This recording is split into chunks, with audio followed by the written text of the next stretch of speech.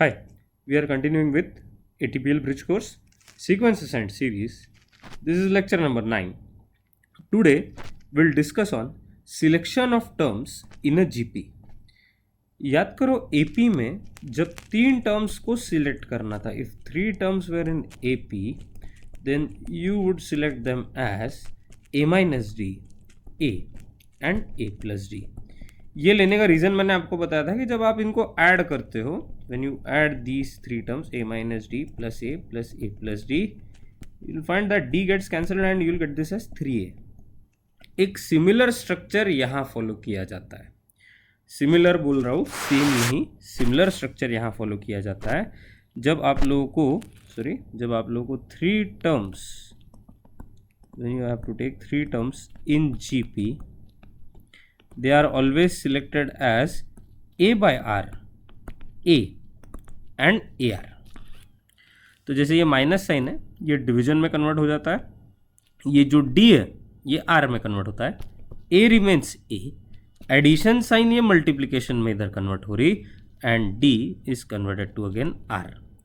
अब आपने यहाँ पे 3 टर्म्स इन GP देखा, A by R, A and AR, and if you take their product, कि जैसा AP में सम रहता है वैसे GP में रहता है प्रोडक्ट. तो अपन अगर इनका प्रोडक्ट लेते हैं तो R ऐसा मस्त कैंसिल आउट हो जाता and you get this as A cube. So R is eliminated and that's why selection of 3 terms in GP is always taken as A by R, A and AR. If 4 terms were in AP, 4 terms अगर AP में थे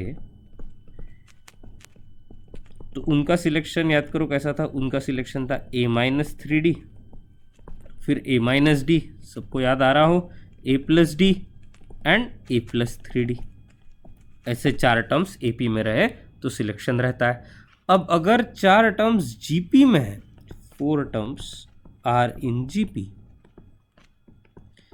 then they are selected as, have a look at this, this is important, A by R cube, A by R, AR and AR cube. अब GP में addition subtraction नहीं रहते, GP में रहता है मल्टीप्लिकेशन डिवीजन. फिर से माइनस साइन कन्वर्ट हो गया डिवीजन में और D कन्वर्ट हो गया R में. लेकिन मज़ा देखो, जो कोएफिशिएंट है 3D ऐसा था वो एक्चुअली कन्वर्ट हो गया R क्यूब में. सो ये कोएफिशिएंट पावर में कन्वर्ट हो चुका है. अब आगे भी वैसा दिखेगा आप लोगों को, देखो A by R, so A minus D, A remains A, ठीक है. Minus sign is converted to division, division में कन्वर्ट हो गया, और ये जो माइनस D है एक्चुअली ये D R में कन्वर्ट हो गया, देखो यहाँ पे फिर से. And if you look at AR तो फिर से A remains A, plus sign is converted to multiplication, और ये जो D है ये कन्वर्टेड टू R है, देखो बराबर. ओके, और एक लास्ट में देख लो A प्लस 3D है, उसका A, ये A है बराबर, प्लस साइन ये मल्टीप्लिकेशन में कन्वर्ट हुआ, यहाँ पे भी हुआ था, इधर प्लस साइन भी मल्टीप्लिकेशन में कन्वर्ट हुआ है, यहाँ पे भी हो रहा है. So plus sign is converted to multiplication, 3D is converted to again R cube. ये R क्यूब दिख रहा होगा आप लोगों को. So A by R cube, A by R, AR and AR cube, if you take their product again, यानी A by R cube into A by R into AR into AR cube, ऐसा व्यवस्थित आपने लिखा. R के साथ cancel, R cube के साथ cancel, मस्त A to the power 4 आ गया, सिंगल वेरिएबल एक्सप्रेशन आ जाता है, इसलिए अपना काम आसान हो जाता है. So remember, if 3 terms are in GP, they are selected as A by R, A and AR, and if 4 terms are in GP, they are always selected as A by R cube, A by R, AR and AR cube. Concept समझने के लिए बहुत आसान है. I hope all of you are understanding this. You have to remember this just like AP, जैसा AP में था. मैंने लेकिन आपको ये बता दिया कि AP और GP में एक बढ़िया सी लिंक है, जो लिंक मैंने आपको यहाँ पे बताई क्या है एग्जैक्टली. एडिशन मल्टीप्लिकेशन में कन्वर्ट हो रहा है, सब्ट्रैक्शन डिवीजन में कन्वर्ट हो रहा है, D R में कन्वर्ट हो रहा है, D का कोएफिशिएंट R के पावर में कन्वर्ट हो रहा है. तो ऐसा आप लोग एक एनालॉजी बना के टर्म्स निकाल सकते हो, right. So let's now proceed to problem number 1. आज के प्रॉब्लम्स बहुत अच्छे हैं. तो मैंने आपको जो होमवर्क शेयर करने वाला हूँ मैं, उसमें भी मैंने आप लोगों को बताया हुआ है और अभी भी मैं आप लोगों को बता रहा हूँ. You have to repeat all these questions in your homework. जो भी क्वेश्चंस ये वीडियो में मैं शेयर कर रहा हूँ वो आपको होमवर्क कॉपी में सॉल्व करने हैं along with the questions that I will give you. Okay, so ये ऐसे पोर्शंस आपको रिपीट करना पड़ेगा आज का। चलो क्वेश्चन नंबर 1 देखते हैं। If the sum of 3 numbers in GP is 38 and their product is 1728, find them. यहाँ इंपॉर्टेंट पार्ट क्या रहता है अपने लिए, जो गिवन इन्फॉर्मेशन में क्या दिया है क्या नहीं दिया, ऐसे ही चलना। 3 नंबर्स इन जीपी है, दिए है क्या नहीं, लेना पड़ेगा ना बराबर। अब सम दी हुई है, उनकी सम है 38 और उनका प्रोडक्ट है 1728, राइट, ठीक है। तो अभी सॉल्यूशन में कैसे चलेंगे अपन, देखो यहाँ पे सबसे पहले लिखना three numbers are in GP. So 3 numbers are in GP, they are always selected as A by R, A and AR. This is our step 1. Okay, if you want you can pause this video and try it on your own. If not, आप लोग ये देख लो, वरना पहला problem आगे की वैसे की। इसमें वैरायटी है सब जगह पे, तो मैं तो रिकमेंड करूँगा आप पॉज करके एक बार ट्राई करके देखो और फिर उसके बाद में आप लोग सोल्यूशन देखना, राइट। सो आज के क्वेश्चंस नहीं जमे तो भी लोड नहीं लेना, थोड़े से सॉल्विंग में अजीब है। A by R, A and AR, their product is 1728, यहाँ से स्टार्ट करते हैं। So product is 1728, right. अब प्रोडक्ट के लिए क्या लिखते हैं हमेशा, अपन लिखते हैं A by R into A into AR equal to 1728। So now here you will have R cancelled and you will get this as A cube equal to 1728। अब 1728 ये शायद 12 का क्यूब है, तो 12 इंटू 12 यानी रहता 144। 144 इंटू 12 चेक करके देखो तो शायद 1728 आता है। Okay, so 144 into 12 is 1728। A cube can be written as 12 cube, bases are same, sorry yes, powers are same, equal to sign है, यानी बेसिस सेम रहने चाहिए। ए की वैल्यू 12 आ जाएगी। Okay, now once you have the value of A, their sum is 38। अब देखो ये ऐसा लिखना पड़ता, सम इज 38।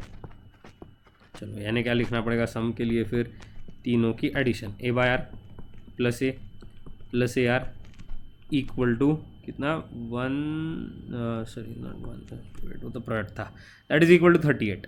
अब ए की वैल्यू कितनी है 12, तो अपन पहले ए कॉमन निकाल लेते हैं, आगे फिर देखेंगे कैसा आता। So this comes out to be C 1 by R plus 1 plus R equal to 38। A की वैल्यू है 12, पूरा कैंसल आउट तो होने नहीं वाला, लेकिन जितना होगा उतना। एलसीएम भी ले लेते हैं फिर, यहाँ पे अपना क्या बुरा है ना इसमें एलसीएम लेने पे।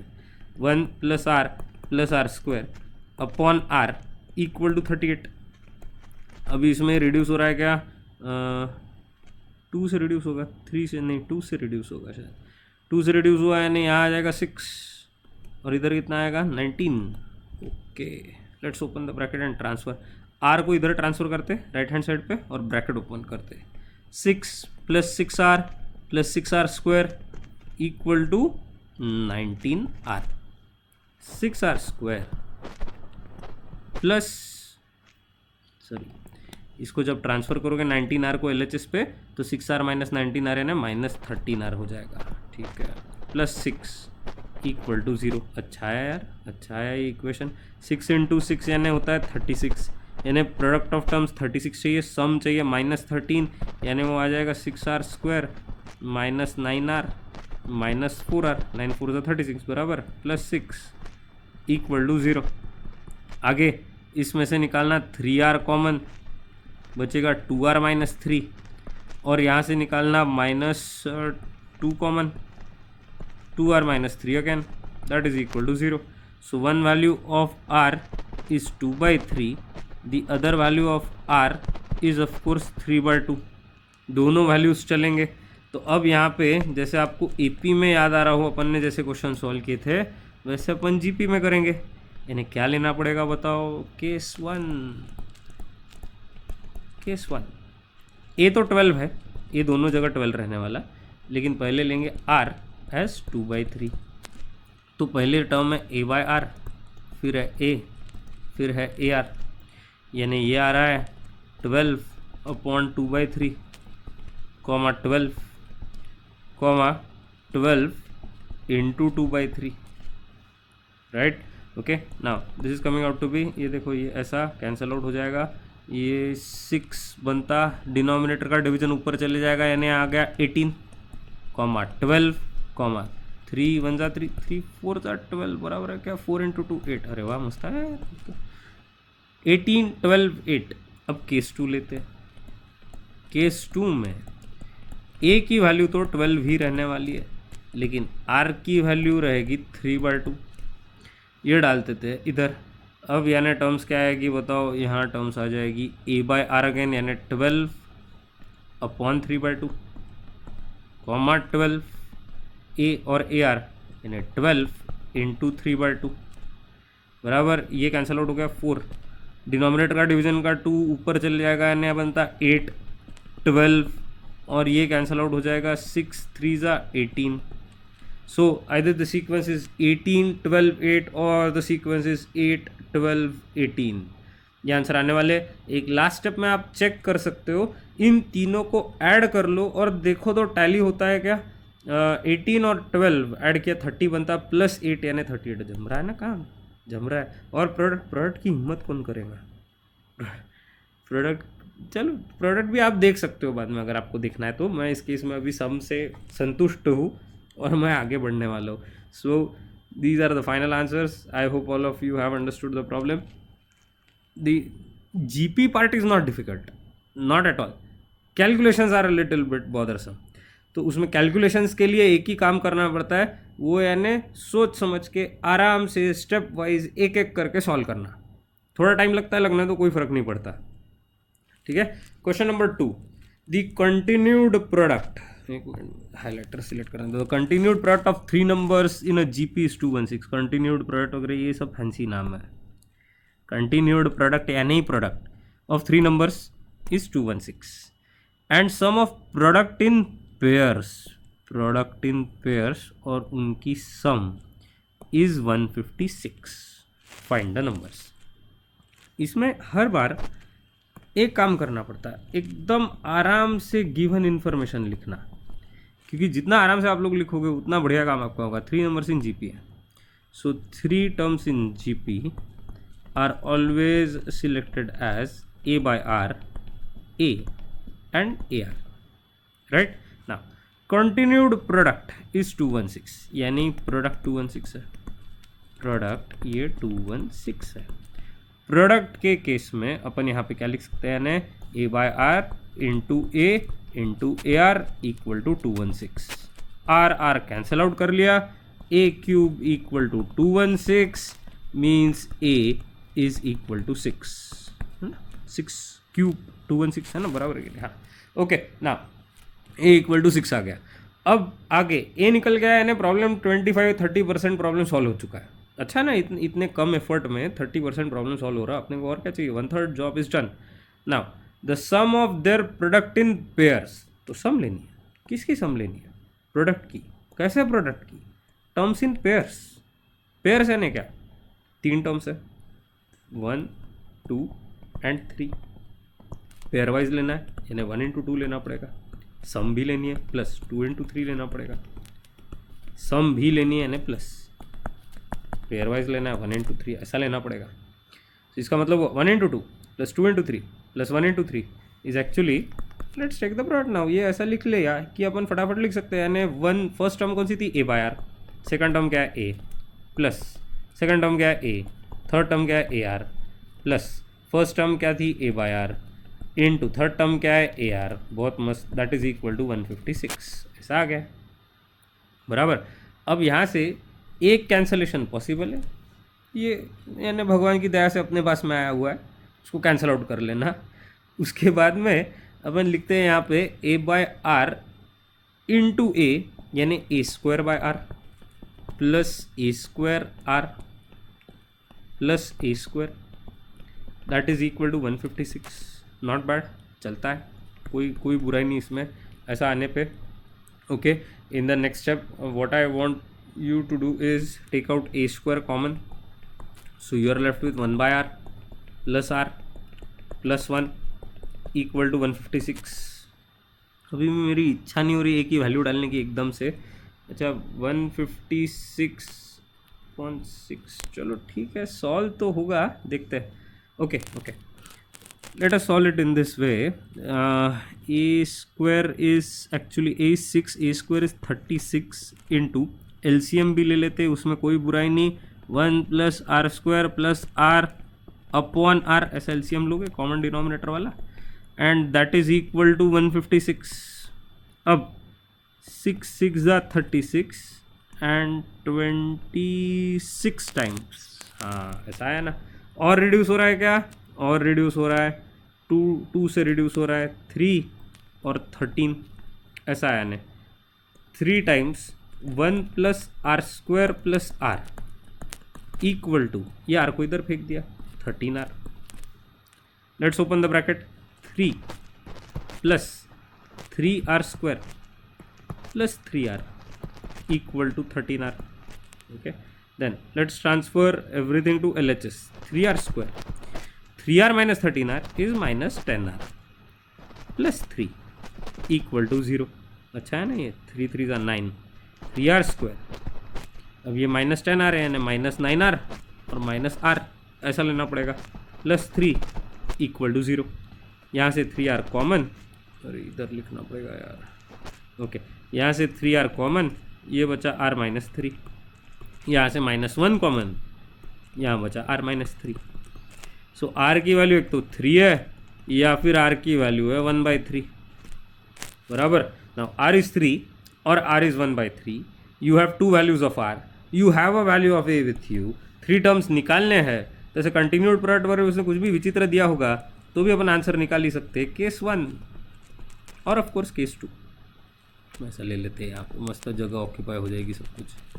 केस 1, केस 1 में क्या लोगे, a इक्वल टू 6 लेना है, r इक्वल टू 3 लेना है, सीक्वेंस रहता है a/r, a और ar एकदम व्यवस्थित, यानी ये आएगा 6/3, 6 इंटू 3 पूरा व्यवस्थित, ये आया 2, ये आया 6, ये आया 18, देखो तो बराबर आ रहा है कि नहीं, 2 6 18, राइट ना। केस 2, केस 2 में क्या करना पड़ेगा अपने को, केस 2 में लेना है a इक्वल टू 6, लेकिन r की दूसरी वैल्यू लेनी है 1/3, 2 वैल्यू है r की, दोनों अलग अलग सीक्वेंसेस देने वाला है, दोनों को अलग से सॉल्व करना, यानी a/r a और ar, या क्या ये क्या बनने वाले, देखो a यानी है 6 अपॉन, मेरे को 6 अजीब बना, एक से 6 अपॉन 1/3, 6 एंड 6 इंटू 1/3, ये डिनोमिनेटर के डिवीजन की टर्म ऊपर चली जाएगी, 6 इंटू 3 यानी बनता है 18, 6 और ये कैंसिल आउट होके मिलेगा 2।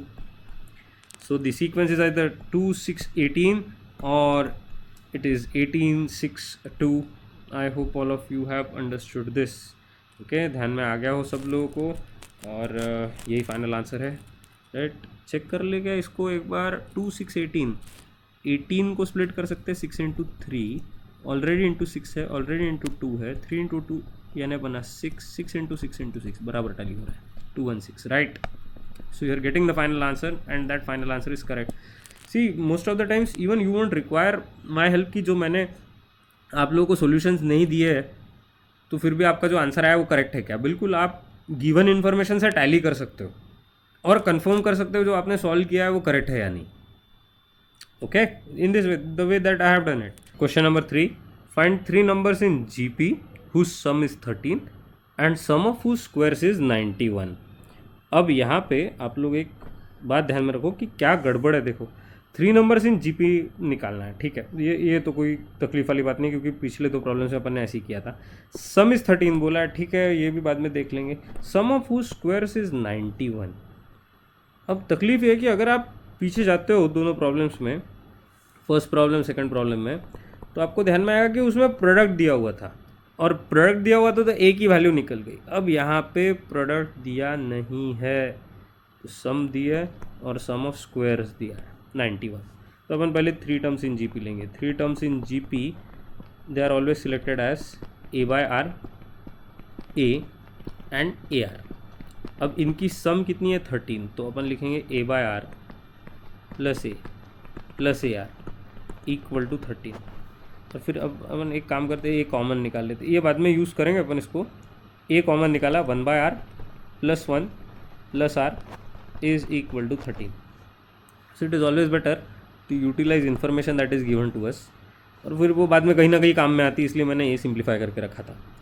फिर अब आगे सम ऑफ स्क्वायर्स इज 91 दिया हुआ है। सम ऑफ स्क्वायर्स इज 91, किसके स्क्वायर? तीनों टर्म के स्क्वायर। कितने हैं वो? 91 है। चलो ठीक है, तो पहले तो a/r द होल स्क्वायर है ना, a²/r², पहला स्क्वायर, दूसरा स्क्वायर, तीसरा स्क्वायर, और इनकी सम है 91। ओके, अपन यहाँ पे एक ऑपरेशन करने वाले जो बहुत इंपॉर्टेंट है। अपन लेंगे फर्स्ट एक्सप्रेशन का स्क्वायर, यानी squaring both sides to equation 1।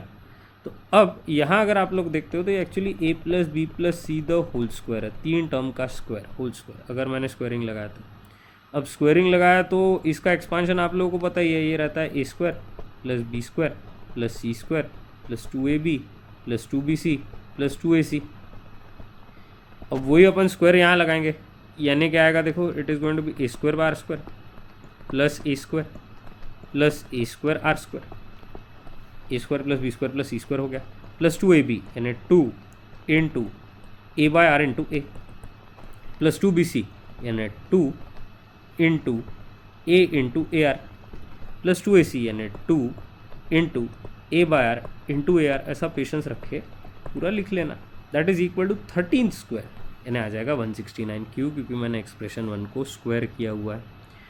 अब यहाँ से सबसे इम्पोर्टेंट, चलो ठीक है, आर और आर कैंसिल आउट हो गया, बाकी और कुछ तो हो नहीं सकता उसमें। मेरी इच्छा है कि आप ये एक्सप्रेशन देखो, ये एक्सप्रेशन 2, और आप लोग ये 3 टर्म्स को ऑब्जर्व करो। कुछ रियलाइज़ हुआ क्या आप लोगों को? रियलाइज़ हुआ होगा, काफ़ी लोगों को हुआ होगा कि ये 3 टर्म्स और ये एक्सप्रेशन के 3 टर्म्स ये एक ही तो है। इसकी वैल्यू एक्सप्रेशन 2 के हिसाब से थी 91। तो ये जो मैंने हाईलाइटेड पोर्शन किया है, अगर इसको मैंने डायरेक्टली 91 लिख लिया तो चलता है कि नहीं? Because this is equal to 91 and this is from 2। तो लिख लेते हैं, यहाँ लगे तो from 2 and we have written this as 91 plus, अब बाजू के जो साइड हीरो है उनको लिखना पड़ेगा, 2a² / r + 2a² r + 2a², सिर्फ इतना ही है। Okay, and that is equal to 169। Next step में 91 को ट्रांसफर कर देते हैं राइट हैंड साइड पे, यानी आपको मिलेगा 2a² / r + 2a² r + 2a² equal to, patience वाला ही काम है, 169 - 91 यानी 78। अब 2 से भी रिड्यूस कर लो, चलो ठीक है, a² / r + a² r + a² equal to 39, right? Now take a² common and I am left with 1/r + r + 1, क्योंकि a² कॉमन निकाला था, a² बाहर निकलेगा, 1/r + r + 1 and that is 39 बराबर। अब फिर से एक बार मज़ेदार बात है, अब मुझे हाइलाइटर चेंज करना पड़ेगा शायद। हाँ, अब देखो यहाँ ये दिख रहा है आप लोगों को, ये एक्सप्रेशन, ये और ये देखो, तो आपने बोलना चाहिए सर ये तो एक ही ब्रैकेट है। तो इसकी वैल्यू, ये जो ब्रैकेट की वैल्यू है ये क्या आ सकती है? This brackets value can be 13/a if I transfer a to the denominator. So I can replace this term 1/r + r + 1, 1/r + r + 1 as 13/a। तो मुझे क्या मिलेगा फिर? a² × 13/a equal to 39। a cancelled, 13 3 = 39, यानी a equal to 3 आ गया। And this is the easiest way of getting the value of a, वरना बहुत पराक्रम करने पड़ते हैं इसको सॉल्व करने के लिए। This is the easiest method. a equal to 3 आ चुका है, a इक्वल टू 3 आया, सम में डाल देंगे। सम वाला पार्ट था ना अपने पास में, वो था ना a/r + a + ar equal to 13 था। अब यहाँ से a कॉमन निकाल लिया, वो आ गया 3 × 1/r + 1 + r equal to 13। LCM 3 times ऐसा करना ही पड़ता है, 1 + r + r² upon R equal to 13, R को ट्रांसफ़र किया आर एच एस पे, 3 plus 3r plus 3r² equal to 13r, और ये जाना पहचाना इक्वेशन आ रहा है अभी लास्ट टाइम की तरह, 3r² माइनस क्योंकि 3r माइनस 13r है ना, माइनस 10r हो जाएगा, plus 3 equal to 0, 3r² minus 9r minus r plus 3 equal to 0, 3r common, r minus 3 minus 1 common, r minus 3 again. अब आता है एक तो r इक्वल टू 1/3 या फिर r इक्वल टू 3। अब case 1 case 2 last step, case 1 a equal to 3 लेना, r equal to 1/3 लेना। केस 2 में a इक्वल टू 3 लेना, r इक्वल टू 3 लेना। अब a बाय r यानी क्या आने वाला है, 3/1/3 कॉमा 3 इंटू 1/3, और यहाँ पे क्या आएगा, a बाय r यानी 3/3, a और ar यानी 3 इंटू 3। तो एक तो सीक्वेंस है 9, ये ऊपर चले जाएगा ना, 9 3 1 कैंसिल आउट होगा, या फिर 1 3 9। सम देख लो 13 आ रही है कि नहीं, 9 + 3 12 + 1 13, यस सम 13 आ रही है। And now that is the correct answer. I hope all of you have understood the problem, right. Okay चलो नेक्स्ट प्रॉब्लम पे चलते हैं, क्वेश्चन नंबर 4। हाँ मज़ेदार बात है, find 4 numbers in GP whose sum is 85 and product is 4096। अब game क्या हुआ, 4 numbers in GP, 4 some is 85, लेकिन अच्छी बात क्या है, प्रोडक्ट आ गया, प्रोडक्ट इज़ 4096, प्रोडक्ट से ए मिलता, ए से खुशी मिलती। तो सॉल्यूशन से स्टार्ट करते हैं। सबसे पहले देखो 4 नंबर्स इन जीपी है, 4 terms in GP are always selected as a by r cube, a by r, ar and ar cube। Okay product से स्टार्ट करेंगे, प्रोडक्ट, अरे कहाँ गया, हाँ product, and product is how much, product is 4096, sorry 4096। Okay right. तो अब यहाँ पे यानी a by r cube into a by r into ar into AR cube and that is equal to 4096। अब R cube R cube cancel, a to the power 4 equal to 4096। देखने वाली बात रहेगी यार, चलो ठीक है, a to the power 4 नहीं, ये तो लास्ट क्वेश्चन था। हाँ a to the power 4 is equal to 2 to the power 10, okay let me just calculate it over here, 2 to the power 10 is 1024, 2 to the power 11 is 2048 and 2 to the power 12 is 4096। तो इसको 2 to the power 12 लिख सकते हैं, वाह okay. तो अब इसके बाद में मुझे ऐसा लिखना पड़ेगा, ऐसा क्यों हो रहा है पता नहीं, a to the power 4 equal to 2 to the power 12 यानी 2 to the power 3 to the power 4, 4 3 are 12, laws of indices बराबर लगा है। Okay now 2 cube 8, a to the power 4 equal to 8 to the power 4। अब आया बराबर power same, तो bases equate करना, यानी a की वैल्यू हो गई 8। ये ऐसा साइड में कैलकुलेशन मैंने कर लिया, a की वैल्यू हो गई 8। अब a की वैल्यू 8 है, अब सम 85 से स्टार्ट करेंगे। So a upon r cube plus a upon r plus AR plus AR cube and that is equal to 85। अब A की वैल्यू 8 है तो 8 निकाल लेना कॉमन, और फिर आएगा 1 upon R cube plus 1 upon R plus R cube and that is equal to 85। Okay अब मेरी बात अच्छे से सुनो, बहुत अच्छे से सुनो। अगर आपने डिसाइड किया कि हमको ये एक्सप्रेशन सिंप्लीफाई करना है, सॉल्व करना है, यानी हम एलसीएम लेंगे और आगे सॉल्व करेंगे, तो ये बहुत लंबा जाता है। मैं आपको एक ट्रिक बता रहा हूँ, वो ट्रिक आपको पसंद आएगी। आप सिर्फ यहाँ ऑब्जर्व करो, जो मुझे बताना है वो देखो। यहाँ 8 है कि नहीं, ये 8 टर्म, ओके, और इसका प्रोडक्ट लिया है इन टर्म्स से, सब टर्म्स से, जिससे अपना रिजल्टेंट आंसर आना चाहिए 85।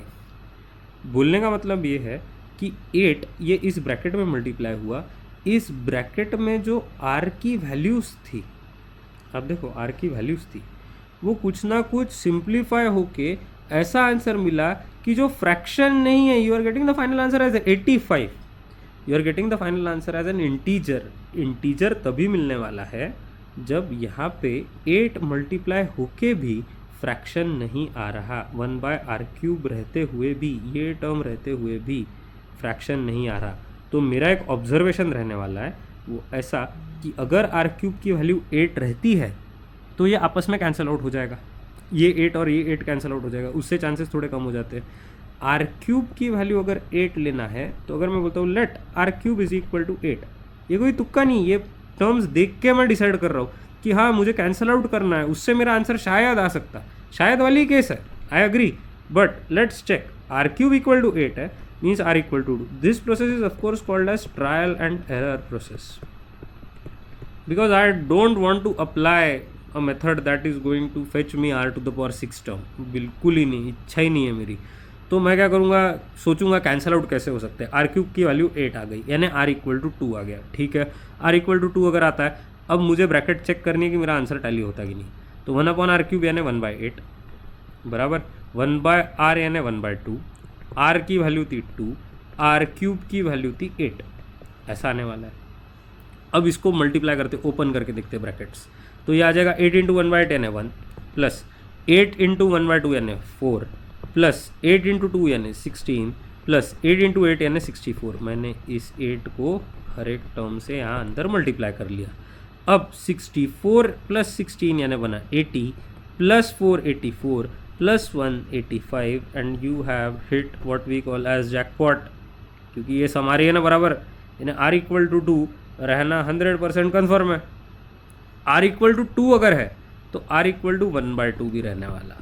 अब आप बोलोगे ऐसा क्यों सर, आप चेक कर लो, लगे तो यहाँ पे 1/2 डाल के देखो, रहने ही वाला है। आपने देखा होगा अभी तक के जो भी अपनी r की वैल्यूज आ रही थी, जैसे यहाँ आया r की वैल्यू अगर 3 है तो r की वैल्यू 1/3, इससे पहले भी ऐसा हुआ है कि r की वैल्यू 2/3 आई तो साथ में 3/2 भी, यानी r हमेशा रेसिप्रोकल में एग्जिस्ट होता है। तो अगर ऐसे टर्म वाले क्वेश्चन में एक वैल्यू r की 2 आ गई है तो दूसरी वैल्यू 1/2 रहनी ही चाहिए, ये भी कंफर्म करके देख सकते हैं। 8 इंटू, मैं बता रहा हूँ आप लोगों को, देख लो 1/r³ यानी 1/2³ यानी 1/, ऐसा, प्लस 1/1/2, r की वैल्यू 1/2 है, r की वैल्यू 1/2 है, r³ की वैल्यू 1/8 हो जाएगी, ऐसा आएगा ना। ये डिनोमिनेटर के डिवीजन की टर्म ऊपर जाने वाली है, यानी ये बनेगा 8 plus 2 plus 1/2 plus 1/8। Now if you happen to look at this term and this term is same, ये ऐसी आंसर आने वाला है। 8 8 ज़ा 64 प्लस 8 2 ज़ा 16 प्लस कितना, प्लस 4, अरे ऐसी क्यों आवाज़ कर रहा है यार ये, प्लस 4, इधर नहीं लिख पाऊँगा मैं, यानी मुझे समझ में आ गया, हाँ ठीक है, प्लस 4 प्लस 1, चेक करो तो 64 प्लस 16 प्लस 4 प्लस 1 85 आ रहा है ना फिर से। So what I am trying to say is you have two values. Case 1 ऐसा लेना पड़ेगा, case 1 r equal to 2 and a की वैल्यू तो अपन ने बहुत इज्जत से निकाली थी, a इज इक्वल टू 8। तो अब इसमें a/r³, a/r, ar and ar³ ऐसा निकालना है। a/r³ यानी 8/8, 8/2, 8 इंटू 2, 8 इंटू 8 बराबर, अब देखो 1 4 16 64, ऐसा सीक्वेंस आ रहा है। केस 2 आपको पहले से पता है, मुझे सॉल्व करने की भी ज़रूरत नहीं, आपको पता है सीक्वेंस क्या आने वाला है। a इक्वल टू 8 लेना है, r इक्वल टू 1/2 लेना है। सीक्वेंस तो ऐसे ही आने वाला है, a/r³, a/r, ar and ar³। So this is actually 8/1/8, 8/1/2, 8 into 1/2, 8 into 1/8। Final sequence is coming out to be 64, ये ऊपर चले जाएगा, 16 ये भी ऊपर चले जाएगा, then 4 and 1। So these are the final answers. एक बार ऐड करके देख लो, 1 + 4 + 16 + 64 85 आ रहा है कि नहीं, 100% आ रहा है। Final answer tallies. Okay, let's proceed to the last problem. Now, sum of three numbers in a GP is 14. The first two terms are each increased by 1 and the third term is decreased by 1. The resulting numbers are in AP. Find the numbers. Okay, great. बहुत बढ़िया. Sum of three numbers in a GP is 14. Sum 14 दी हुई है. First two terms are each increased by 1. एक से बढ़ा दिया. Third term decrease by 1. बहुत सारी इंफॉर्मेशन है. The resulting numbers are in AP. चलो कोई बात नहीं. Solution. Three numbers are in GP. Three numbers are in GP, तो इनको ले लो A बाय R, A और AR. Okay, they are in GP. The first two terms are each increase by 1, यानी A by R plus 1, A plus 1 and the third term is decrease by 1, AR -1. The resulting sequence is an AP. ऐसा दिया हुआ है. Okay, चलो start करते. फिर अगर ये AP में है तो if ABC are in AP, you know about it already. Twice B equal to A plus C रहता है. Twice the middle term is sum of first and third term. So twice of A plus 1 equal to A by R plus 1 plus AR -1. तो इसमें ये 1 1 cancel out हो गया. तो इसकी भी ब्रैकेट ओपन कर लो. 2A प्लस 2 इक्वल टू कितना आता है ये A by R plus AR. आने दो कोई तकलीफ नहीं, ऐसा आने दो. ठीक है. Now in the next step ये दिया हुआ है. पहली इन्फॉर्मेशन लेते. Sum of three numbers in GP is 14. ये तीन नंबर GP वाले थे, ये तीन नंबर AP वाले. अब AP वाले से मैंने एक इन्फॉर्मेशन निकाल ली. ये 1 बोलते इसको. GP वाले नंबर्स को कंसिडर करते हैं. GP वाले नंबर्स में अपन लिखेंगे A by R plus A plus AR equal to 14. अब मुझे बताओ कि यहाँ पे आपको A by R plus AR ये दिख रहा है क्या? A by R plus AR ये दिख रहा है ना. A by R plus AR की value, A by R plus AR की वैल्यू 14 माइनस A लिख सकते कि नहीं from this expression. Let's call this as 2. So I found, मैंने क्या किया यहाँ पे, I found that A by R plus AR is a term here and I found that A by R plus AR is a term here. So I got the value of A by R plus AR as 14 minus A. अब ये 14 minus A upon substitute कर देंगे इस expression में. So use 2 in 1. तो आपको क्या मिलेगा फिर? 2A plus 2 equal to 14 minus A. Ultimate, बहुत मजा आई. इसको ट्रांसफर कर दो इधर. 3A equal to 12. ये मैंने 14 माइनस A लिखा है यहाँ पे. Okay, now so you get this as 2A plus 2 equal to 14 minus A. 3A equal to 12 means A is equal to 4. अब A इक्वल टू 4 अगर आ गया तो R तो यानी एकदम सिंपल बात हो गई ना अभी R निकालना. So if A is equal to 4, let's utilize now the next step. Okay, now already I have the values. तो मेरे पास में A by R plus A plus AR equal to 14. A की वैल्यू है 4. 4 by R plus 4 plus कितना था यहाँ पे 4R equal to 14.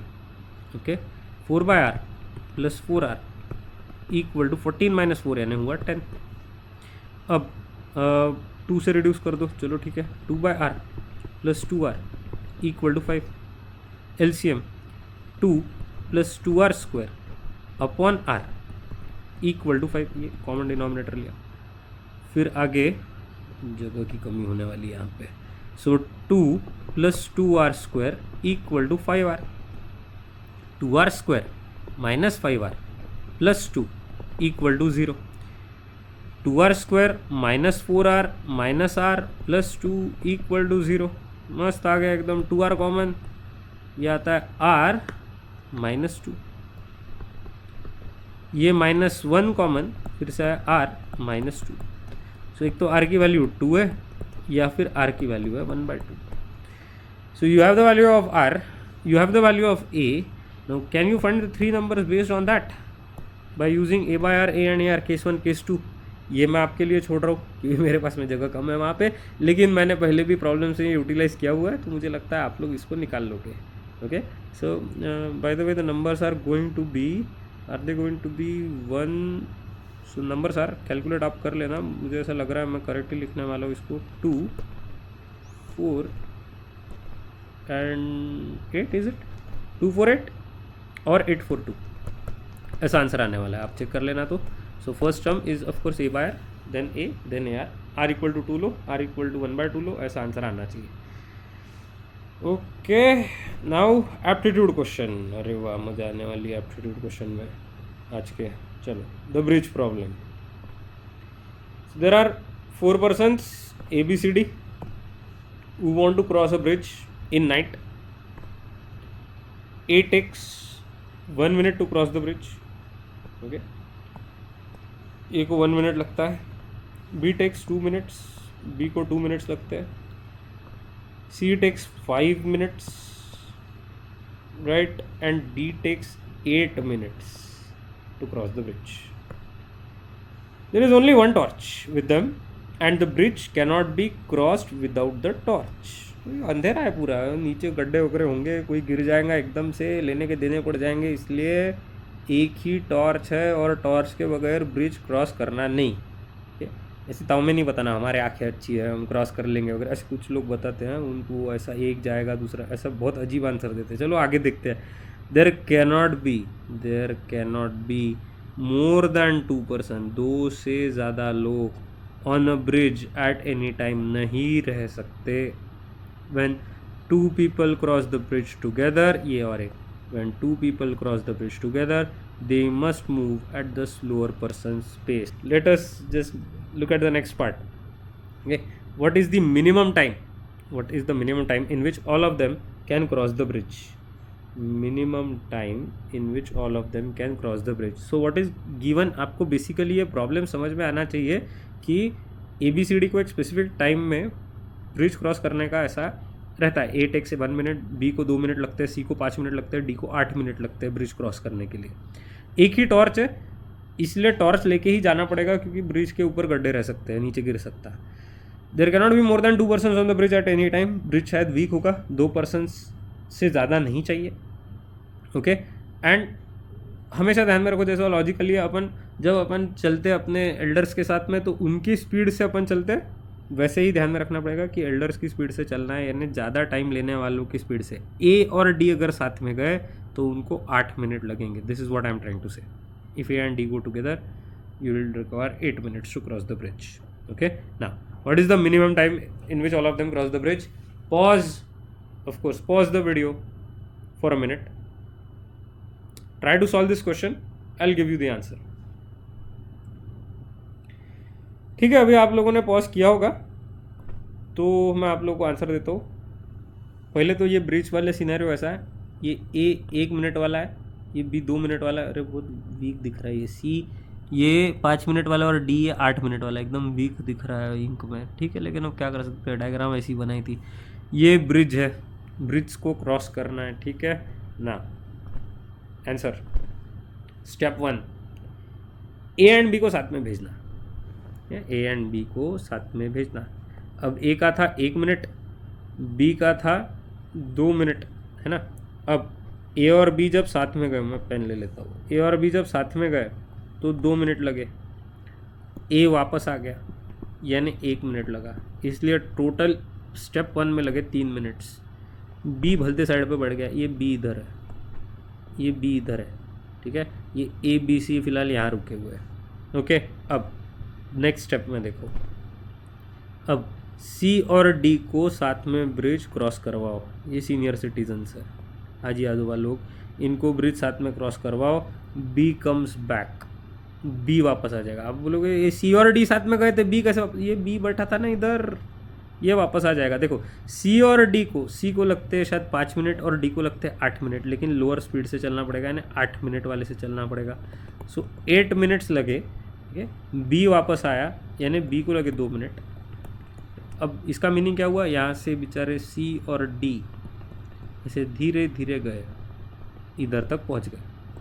अब इसको लगे 8 minute पहुँचने के लिए इन दोनों को, और वहाँ से B ये वापस आया, है ना। तो अब आप देखो ये बराबर है कि नहीं, लॉजिक।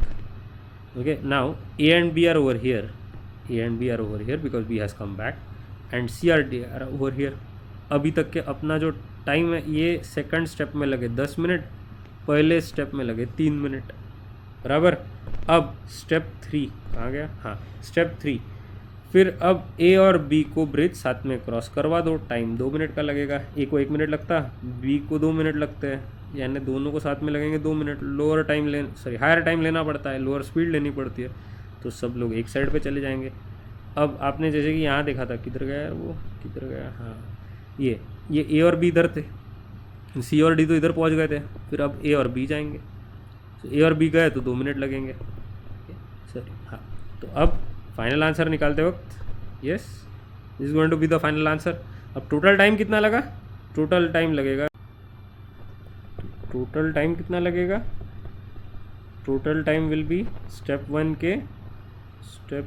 के थे 3 मिनट,